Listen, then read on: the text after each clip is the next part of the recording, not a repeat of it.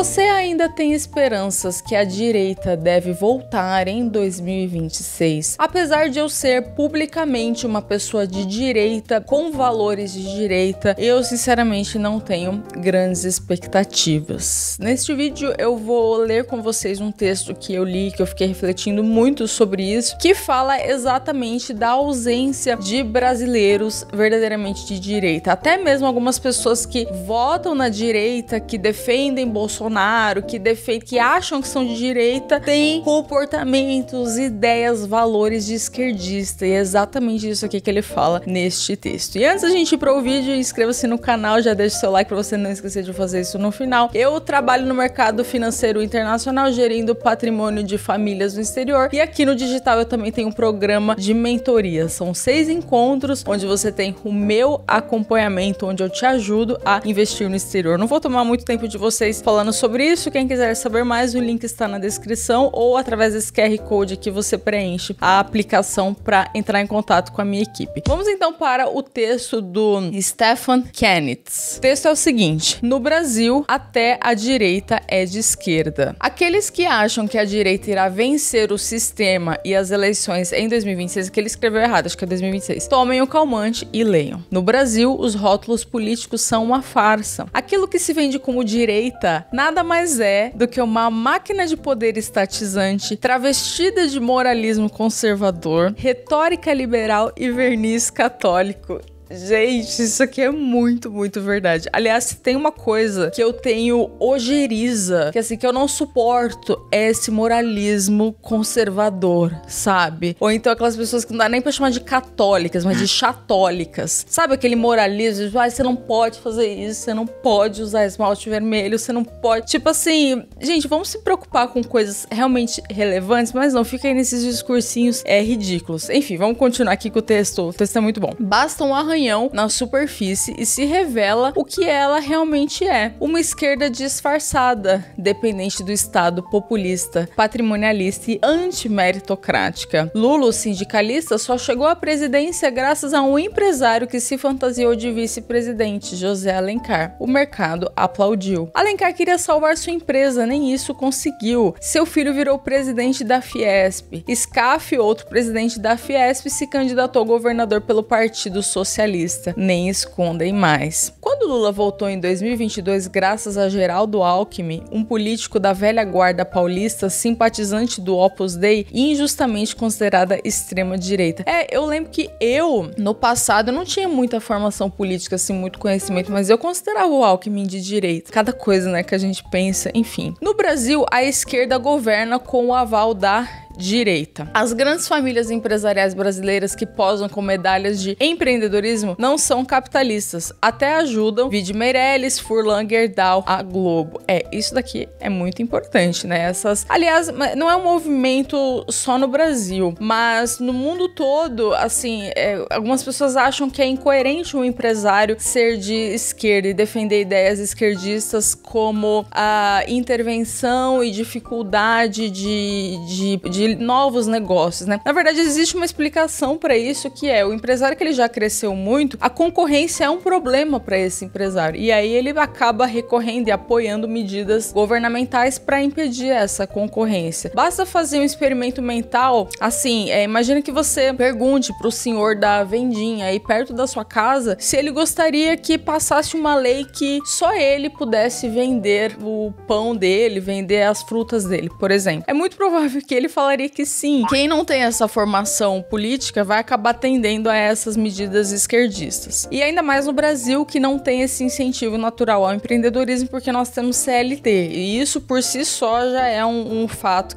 uma trava ao florescimento empresarial. A extrema-direita vive de empréstimos subsidiados pelo BNDES. Eu tenho um nojo só de pensar, cara, BNDES. Gente, assim, eu tenho um nojo dessas siglas, dessas coisas do governo, vocês não fazem ideia. Sério. Renúncias fiscais mais tarifas protecionistas e contratos públicos. Buscam think tanks de esquerda. Patrocinam pautas ESG. Sim, pensa numa coisa esquerdista, é o tal do ESG. Eu vou fazer um vídeo, se você quiser eu gravo um vídeo aqui sobre progressismo. Comenta aqui, grave sobre progressismo. Porque dá pra falar muito sobre isso, que são pessoas assim que não se consideram comunas, mas no final tudo comuna, tudo fizeram L. Se no final você fez o L, você é comuna. E o ESG, a tal do meio ambiente social, tá tudo dentro aí do negócio esquerdista. Fora que ESG é uma falácia, só uma maquiagem que as empresas usam para posar de boazinhas. E falam em inclusão, exato, para agradar, porque sabe que o dinheiro virá do contribuinte, não do mérito. Odeio essas pautas também. Inclusive, esse foi um dos motivos de eu ter passado no trainee da IBM. Eu passei no trainee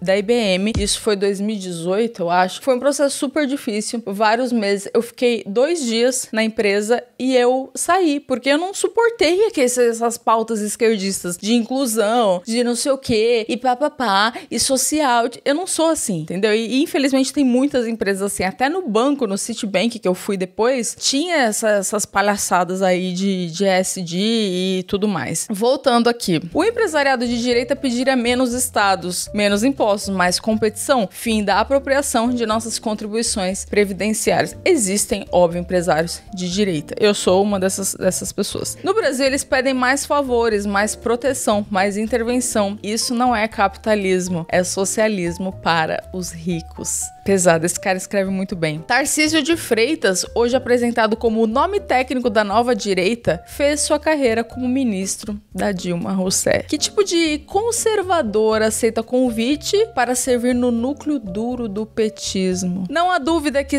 Tarcísio seria muito melhor que o Lula, mas com o Estado literalmente quebrado, obras não é a prioridade. É o que ele tá falando aqui, que seria melhor que o Lula, e se for Lula e Tarcísio, eu vou acabar votando no Tarcísio, tá? Essa é a minha opinião. E assim, o ponto aqui principal é que você não tem uma direita de verdade. A gente sempre acaba votando naquilo que é menos pior. Metade da classe média brasileira, a mesma que diz odiar o PT, vive do Estado. São funcionários públicos com estabilidade, aposentadorias especiais e salários acima da média. Assim, eu tenho nojo dessas pessoas. Eu já falei aqui que eu tenho nojo de burocrata. Eu só respeito o funcionário público quando presta serviços úteis à sociedade. Professores, bombeiros, policiais, enfim. Se você presta serviço útil, ok. Agora, se você é um burocrata recebendo salários acima da média, pra mim você é um bosta e eu não te respeito. Essa base conservadora luta contra qualquer reforma da Previdência, da educação, da administração pública. São contra o mérito, contra a eficiência, contra a concorrência. Um Estado grande não existe sem uma classe média que o defenda com unhas, dentes e greves. A melhor evidência é a idolatria da direita com Fernando Henrique Cardoso, o ícone da centro-direita acadêmico brasileiro, que sempre se declarou social-democrata. Sua esposa se declarava comunista.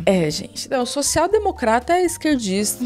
Na verdade, a pessoa que utiliza muito o termo social para tudo, fez o L, é comuna. Seu governo expandiu programas sociais. Aí, tá vendo? Social, coisa de comum. Criou agências reguladoras inchadas e consolidou a ideia de que tudo se resolve com mais Estado. A ideia da arrogância fatal que Hayek chamava. Eu explico isso no vídeo do Haddad que eu vou deixar aqui pra vocês. Eu vou deixar aqui em cima também o vídeo do Haddad explicando os momentos mais vergonhosos do Haddad, que mostra como o Haddad tem QI de chimpanzé, QI de animal. Eu vou deixar aqui esse vídeo e aí eu dou esse exemplo da arrogância fatal do Hayek, explica esse conceito. A direita simplesmente não existe. Enquanto a esquerda possui um brilhante estrategista que é José Dirceu, que por 30 anos prepara o desfecho em 2026, a direita não tem um estrategista, um think tank, um porta-voz, todos quietos e envergonhados. Realmente, a gente não tem um Javier Milei. Seria muito bom se no Brasil tivesse um Javier Milei, um direita de verdade libertário, ali, radical. O Brasil fica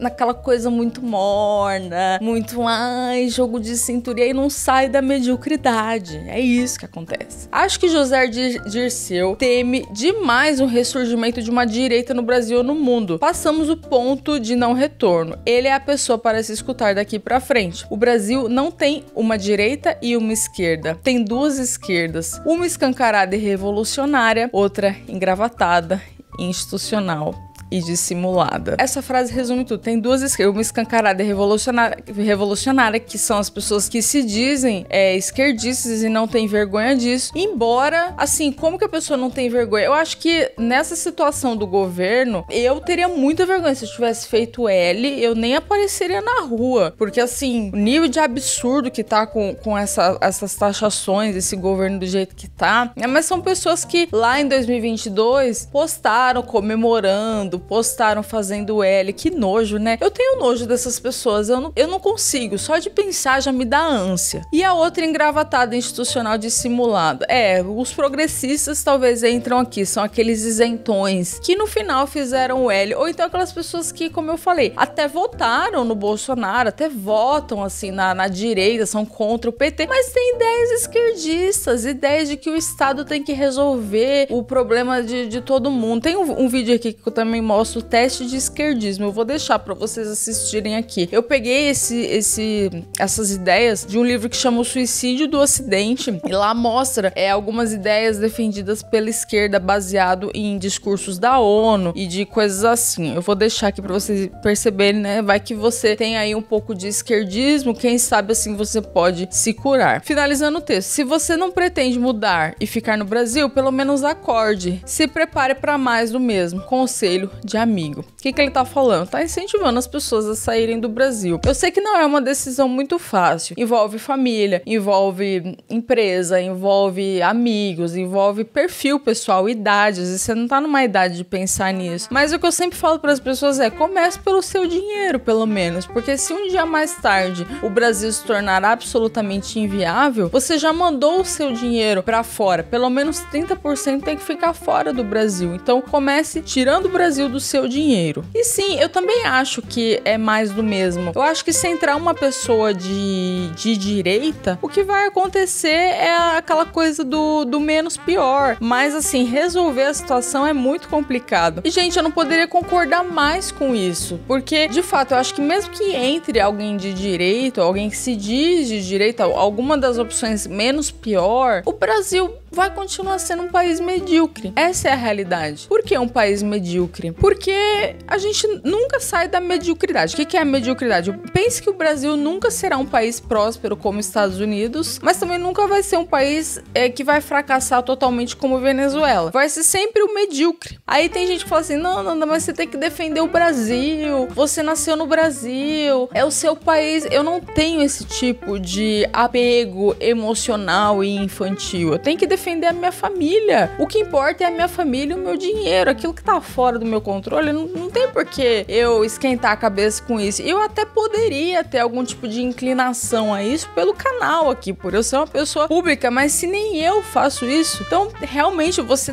nutrir grandes expectativas em relação ao Brasil só vai te frustrar. Só dando um exemplo aqui de ilustração, de gráfico, do que é um país rico e um país como o Brasil, um país medíocre como o Brasil. A gente pode comparar isso pelo nível de produtividade. Compare a produtividade americana com a produtividade brasileira. E aqui a gente teve uma única e pequena melhora de produtividade graças a reformas, privatizações, abertura comercial. Ok, melhorou a situação. Como a gente vinha melhorando com o Bolsonaro de 2018 até, infelizmente, a pandemia. A gente pode ter uma inclinação, uma pequena melhora, mas resolver, sinceramente, com esse esquerdismo enraizado nas pessoas, até mesmo pessoas que supostamente representam a direita ou pessoas que se dizem de direita, realmente eu não consigo ver muita solução. E de novo, toma essa decisão primeiro em relação ao seu dinheiro. E aí a decisão de você se mudar um dia mais tarde, você toma com mais calma. Mas primeiro, tire o seu dinheiro do Brasil. Pelo menos uma parte, pelo menos 30% precisa ficar longe